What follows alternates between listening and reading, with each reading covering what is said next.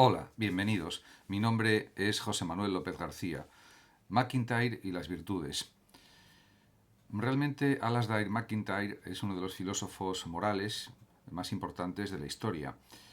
En su libro Animales racionales y dependientes, ¿por qué los seres humanos necesitamos las virtudes?, a lo largo de los capítulos del libro desarrolla numerosos aspectos de su filosofía moral.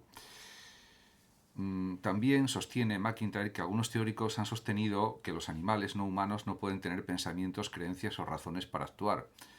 Esto lo analiza el propio MacIntyre en su libro, en uno de los capítulos, afinando mucho sus argumentaciones y realmente considera que alguna forma de actitudes inteligentes, por supuesto que sí tienen los animales, especialmente, por ejemplo, los delfines o los primates más cercanos a nosotros, como por ejemplo los chimpancés, etcétera.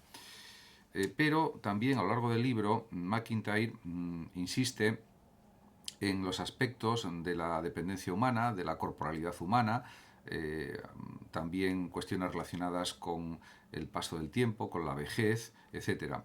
Y también dice, por ejemplo, que en consecuencia el ser humano puede olvidarse de su propio cuerpo y olvidar que su manera de pensar es la que corresponde a una especie animal. Claro, habría que matizar que MacIntyre tiene en consideración también, por supuesto, la inteligencia abstracta humana. También, por supuesto, sabe perfectamente que la capacidad neuronal, la capacidad mental de los seres humanos, con 100.000 millones de neuronas en su cerebro, no es la misma que la que tiene, por ejemplo, un chimpancé con unos 3.000 millones de neuronas en su cerebro. Pero no cabe duda que también hay especies animales que demuestran una inteligencia indudable. Además, también considera, al igual, por ejemplo, en este sentido que Aristóteles, que todos los animales no humanos viven mediante la percepción y la memoria, como también decía Aristóteles, y poseen muy poca experiencia, pero, también decía Aristóteles, la especie humana también vive mediante la sabiduría y el razonamiento. Sería lo que nos distingue de las otras especies animales, que podemos llamar en un sentido amplio irracionales, entre comillas, pero que no tienen el saber, el razonamiento, la argumentación que poseen las personas. Por tanto, diríamos que MacIntyre está de acuerdo con bastantes planteamientos aristotélicos en este orden de cosas, por ejemplo, como cuando Aristóteles afirma que toda actividad de percepción procura placer y que el placer se produce cuando la actividad ha sido concluida. Su afirmación parece ser tan cierta, señala MacIntyre, como la referida al caso de los delfines y también al caso, por ejemplo, de los seres humanos, indudablemente. Realmente, MacIntyre considera que las diferencias entre los animales no humanos y los humanos son indudables y son considerables, sobre todo por la estructura de un mundo que tienen las personas y que no tienen los animales. Esto también lo señala, por ejemplo, otro gran filósofo como es Xavier Zubiri en alguna de sus obras o de sus libros, y cuando habla de que los animales perciben estructuras, la estructura roca, por ejemplo, y otras estructuras como ambientes de caza o de captura de animales para alimentarse de ellos, etcétera. Y en este sentido, escribe MacIntyre lo siguiente: para crear un mundo y tener un mundo es necesaria esa presentación. Por eso los animales son pobres en mundo. No están completamente sin mundo, como le sucede, por ejemplo, a la roca, señala MacIntyre, pero tan solo poseen una forma incompleta y empobrecida de experiencia. Esto habría que matizarlo. Empobrecida la experiencia animal, porque si comparamos la experiencia de un cangrejo, por ejemplo, o de una araña o de una mosca con la nuestra, con la humana, perciben la realidad de una forma, diríamos, menos rica, menos extensa, menos detallada en muchos aspectos, y no le dan tampoco una significación precisa a muchos detalles de su ambiente vital. Y esto hace que no tengan un mundo tan desarrollado, tan lleno de matices como el que tienen las personas. En relación con la cuestión del bienestar general, del bien común, escribe MacIntyre que el bien común es el bien que es solo en la medida en que la investigación racional sirve a su propósito y es parte constitutiva del mismo.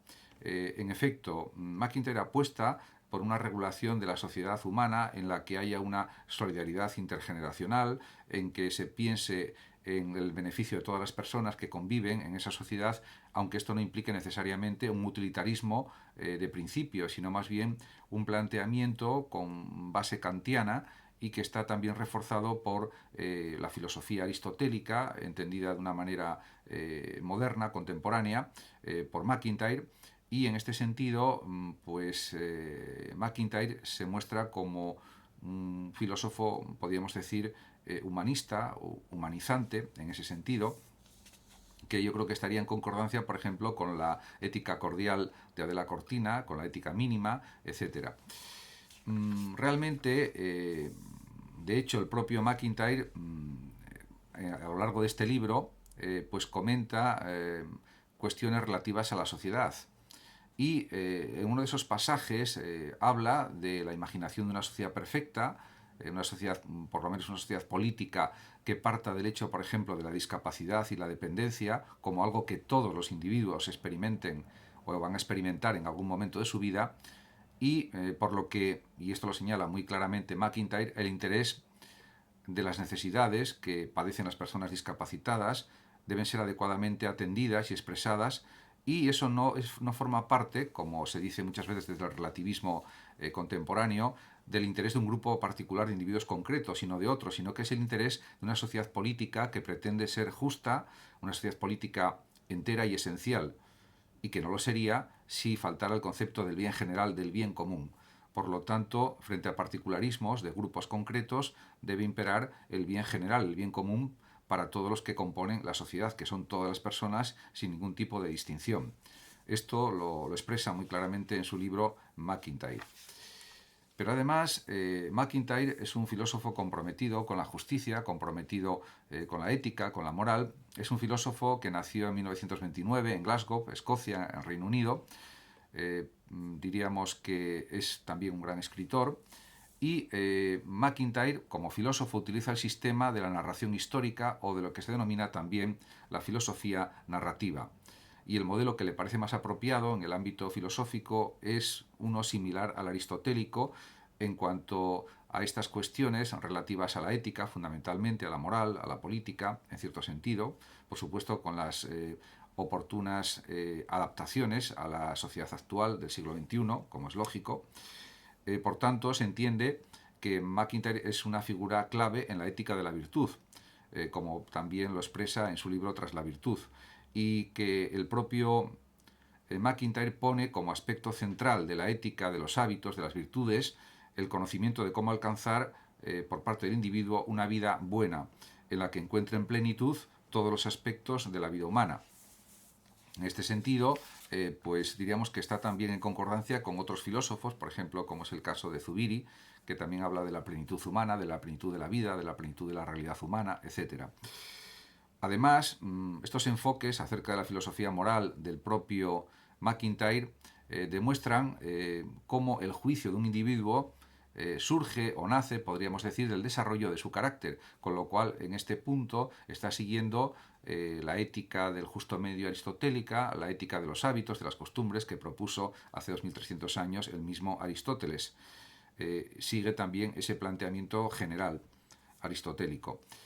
En cuanto a la ética de la virtud que afirma el propio MacIntyre, cabe decir que él habla de bienes internos o bienes de excelencia, frente a una ética deontológica o a las consecuencias de un acto moral particular, que sería lo que propone el utilitarismo. Si bien habría que entender que él está de acuerdo con la ética kantiana en líneas generales, ya que habla de que la ética de la virtud suele estar asociada con filósofos como por ejemplo Platón, Aristóteles, Tomás de Aquino y la ética kantiana también, la deontología kantiana. Y esto pues parece plenamente válido. Por supuesto, él a lo largo de este libro, que estoy pues comentando algunos aspectos del mismo, nada más, que es Animales racionales y dependientes, por qué los seres humanos necesitamos las virtudes, pues en este libro también trata otros muchísimos aspectos de la realidad ética y social, fundamentalmente del siglo XX, pero también es aplicable, por supuesto, al siglo XXI, en el que él está viviendo también, y realmente pues realiza análisis muy juiciosos, muy profundos, argumenta de una manera admirable acerca de muchas cuestiones de tipo social, de tipo ético, de tipo político, y en este sentido yo creo que es uno de los grandes filósofos del siglo XX y podríamos decir también que del siglo XXI, sin ninguna duda. Muchas gracias a todos por su atención. Saludos también, por supuesto, a los oyentes de Radio Sofando de México y de Hablando de Filosofía, también de México. Y por último decir que el que lo desee puede compartir este vídeo o simplemente suscribirse a mi canal para poder seguir viendo y escuchando mis vídeos. Hasta siempre. Gracias.